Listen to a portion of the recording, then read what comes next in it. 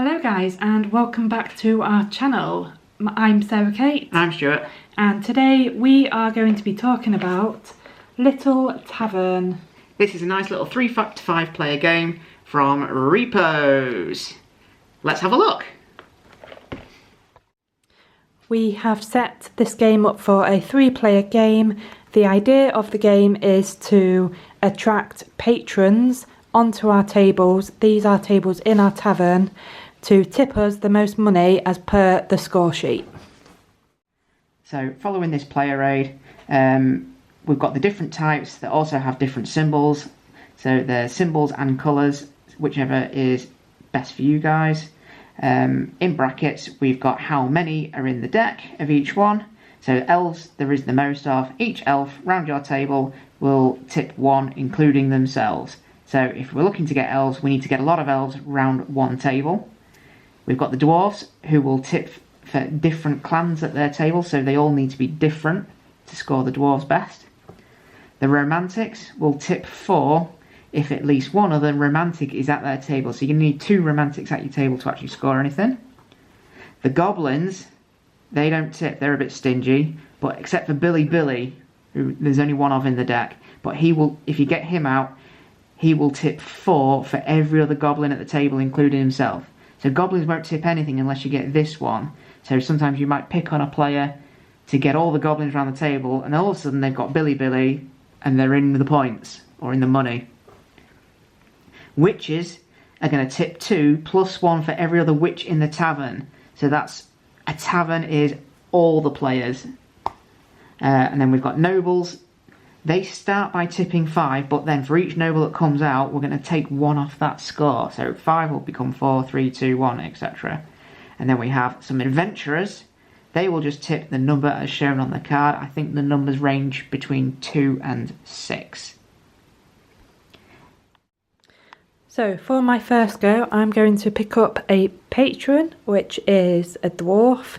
Now I'm going to stick this on one of these tables. So I'm going to stick it on the middle table, which we're just using as a 3rd player. Cool. Then that player would take their turn. We're just going to alternate it for the purposes of showing you the video. So that player, so we've got Lagerta, if I said that right. So for example, I'm going to put it at my table, and then it's my go. And it's Catalina, another adventurer. So let's put it at your table this time. And now it's your turn. Now, because there is at least 1 patron at each table, that means that this deck is available. This is the event deck. So the events have got a little bit of a take that element, or sometimes they'll be changing some of the patrons around at some of the tables. We all start with 3 coins each. When we play an event and resolve an event, we will then give a coin to another player, and that player will continue the game from that point.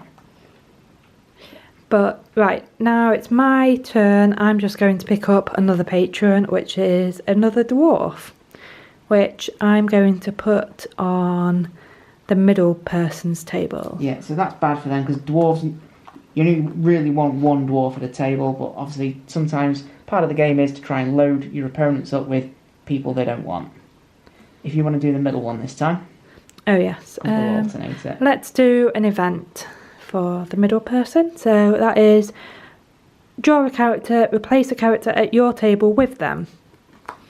So let's draw a character. It's an elf. So replace a dwarf with the elf. Now that's better for obviously the existing dwarf, because it gets +1 because it's now got a different one, and then the 1 elf on its own will only get 1. So that player would then pay another player to have a turn. So let's pay me to have a turn. So let's get another patron, which is Elena, which is worth 4, which I think I'm going to put it on my table. And then let's get another card. It's a witch. Let's put it on Stuart's table. Excellent. So I'm going to draw another one, which is Billy John. Goblins are worth nothing, so let's just be mean to the middle player and put it on there. And I'll take the middle player's turn this time. and draw a card, which is the king. There are no other nobles out at the minute, so the best way for that is to put it at their own table, because the king is currently worth 5 juicy coins. And then the middle player would go again, so you choose this time. So I'll do another event. So let's go. Choose a clan at your table.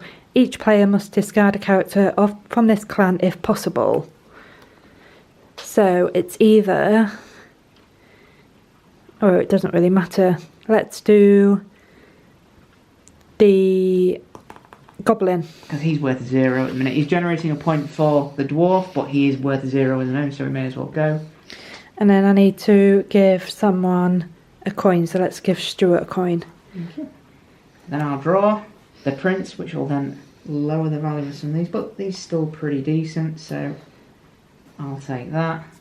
Draw again. Oh, the princess, a lot of these come out together, so these aren't worth as much now.